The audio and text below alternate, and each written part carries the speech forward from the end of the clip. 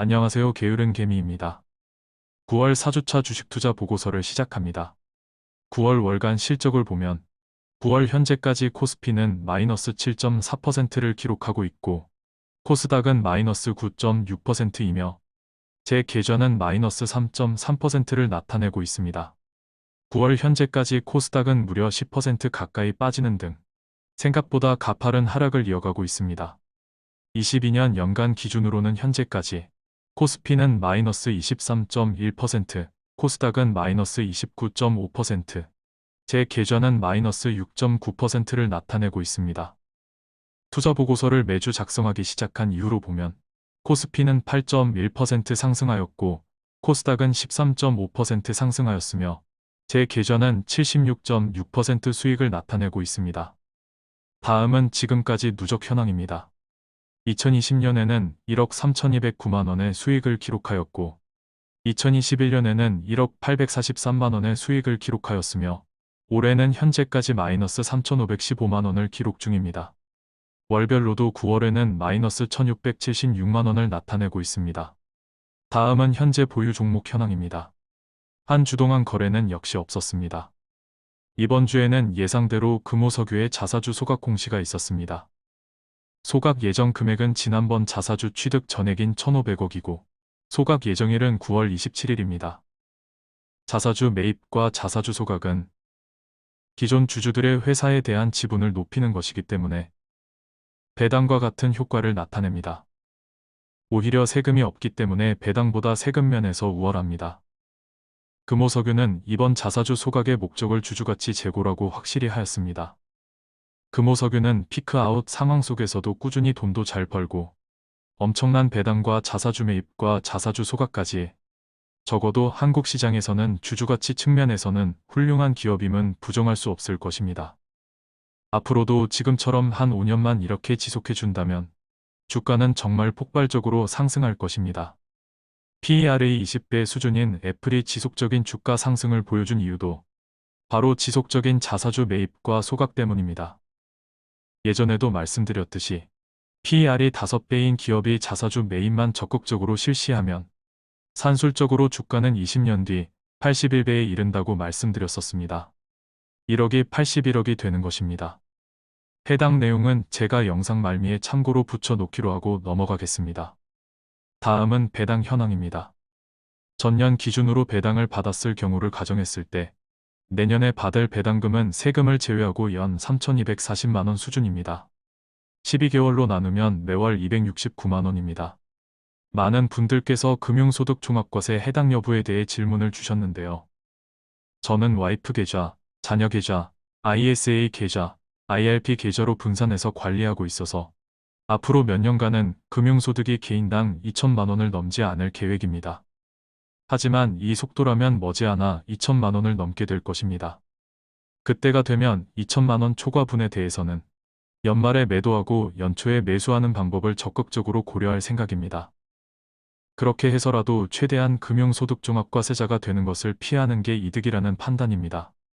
투자보고서 작성 이후 코스피, 코스닥과 제 계좌는 계속해서 격차가 벌어지고 있습니다. 아직까지는 제 투자 방향이 틀리지 않은 것 같아 다행이라는 생각입니다. 배당주 투자, 저PER 투자에 대해 과연 이런 고리타분한 투자로 수익을 낼 수 있나? 의문을 가지신 분이 생각보다 많습니다.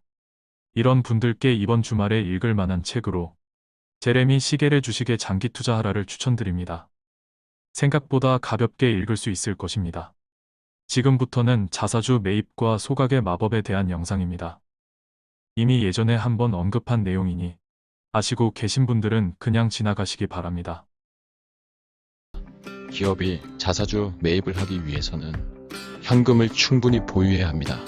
우리가 종목을 매수하는 것과 마찬가지로 기업이 자기 주식을 매수하는 데에도 똑같은 현금이 들어가기 때문입니다. 그럼 자사주 매입은 왜 하는 것일까요? 여러 이유가 있을 수 있겠지만 모든 이유들 중 반드시 만족해야 하는 전제는 자기 주식이 싸다고 생각해야 한다는 점입니다. 이는 우리가 주식을 매수하는 이유와 같습니다. 우리도 어떤 주식을 매수할 때 그 주식이 싸다고 생각되기 때문에 사는 것이기 때문입니다. 워렌 버핏도 본인이 저렴하다고 생각한 회사에 투자를 하겠지만 버크셔 해세웨이가 저렴하다고 생각하면 적극적으로 자사주를 매입합니다. 애플도 매년 벌어들이는 엄청난 현금의 많은 부분을 자사주를 매입하는 데 사용합니다. 애플의 주가가 꾸준히 상승한 데에는 자사주 매입이 큰 역할을 했습니다. 애플은 지난 한 해만 100주의 자사주를 매입 후 소각했습니다. 워렌 버핏은 올해 주주서 안에서 애플 덕분에 버크셔의 실적이 최대 실적을 올릴 수 있었다고 견해를 밝히기도 하였습니다. 애플의 자사주 매입 소각 덕분에 버크셔가 보유한 애플의 지분은 5.4%에서 6%로 상승하였습니다. 추가 매수 없이 지분이 상승하는 효과를 나타낸 게 바로 자사주 매입의 마법입니다. 만약 매년 주가 대비 많은 현금을 벌어들이는 회사가 꾸준히 자사주를 매입한다면 어떤 결과가 나올까요? 주가는 낮은데 돈을 잘 버는 회사라는 것은 PER이 낮다는 것을 의미합니다. 여기서는 꾸준히 매년 PER이 5인 회사를 가정하겠습니다. 개인적으로는 꾸준히 PER이 5인 회사는 있을 수가 없다고 생각합니다.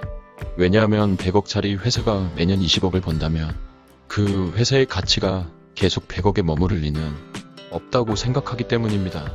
100억짜리 회사가 매년 20억을 꾸준히 번다면 그 회사는 어느새 200억짜리 회사가 되어 PER이 10이 되어 있을 확률이 높다고 생각하기 때문입니다.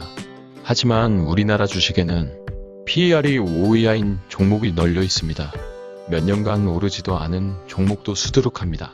그래서 PER이 5인 종목이 주가가 오르지 않아 계속 5에 머무르면서 회사가 벌어들이는 순이익의 전부를 자사주 매입하는데 사용한다고 가정하고 계산을 해보겠습니다. 여기 시총 1조짜리 회사가 있습니다. 한 주당 가격은 10만원이고 총 주식의 발행량은 1천만 개입니다. 이 회사는 매년 2천억의 순이익을 올리고 있습니다. 즉, 이 회사의 PER은 5입니다. 매년 2천억의 순이익 전액을 자사주 매입에 사용하고 20년간 시총은 1조로 변함이 없다고 가정해 보겠습니다. 즉, 주가는 오르지 않았다는 이야기입니다. 첫해 이 회사는 2천억의 순이익으로 한 주당 10만원인 주식 200만 개를 매입한 후 소각하였습니다. 이제 총 주식 수는 800만 개가 되고 시총은 1조이므로 주식 한 개의 가격인 주가는 12만 5천원이 되었습니다. 800만 개에 12만 5천원을 곱해야 1조가 되니까요. 두 번째에 이 회사는 다시 2천억의 순이익을 올렸습니다. 2천억의 순이익으로 이제 한 주당 12만 5천원인 주식 160만 개를 매입할 수 있습니다. 이제 주식 수는 640만 개가 되고 시총은 1조이므로 주가는 15만 6,250원이 되었습니다. 이를 20년간 반복하면 주가는 867만원이 되고 주식 수는 11만 5,292주 밖에 남지 않게 됩니다. 주가를 그래프로 그려보면 기하급수 형태로 늘어나게 됩니다. 10년 차에 주가는 9.3배가 되고 20년 차에는 주가가 86배가 되는 것입니다. 이 정도 실적을 갖춘 기업이라면 시총이 1조에 머무를 수 없겠죠. 만약 우리나라 평균퍼라고 할 수 있는 PER 10 정도에 이르러 시총이 2조가 된다면 20년 뒤에 주가는 192배가 될 것이고 시총이 4조가 된다면 주가는 384배가 되는 것입니다. 그럼 자사주 매입과 더불어 대표적인 주주 친화 정책 중 하나인 배당과는 무슨 차이가 있을까요? 자사주 매입의 효과는 배당과 큰 틀에서 동일합니다. 왜냐하면 배당을 받은 주주 모두가 배당받은 돈으로 다시 그 주식을 산다면 결국 이는 회사가 배당금을 주지 않고 그 돈으로 자사주를 사는 것과 동일한 효과를 나타내기 때문입니다.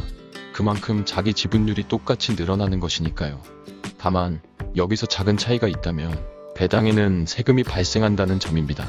우리나라는 배당을 받는 경우 15.4%의 배당소득세를 내야 하며 배당을 받은 사람에 따라서는 종합소득세에 해당되어 더 많은 세금이 발생할 수도 있습니다.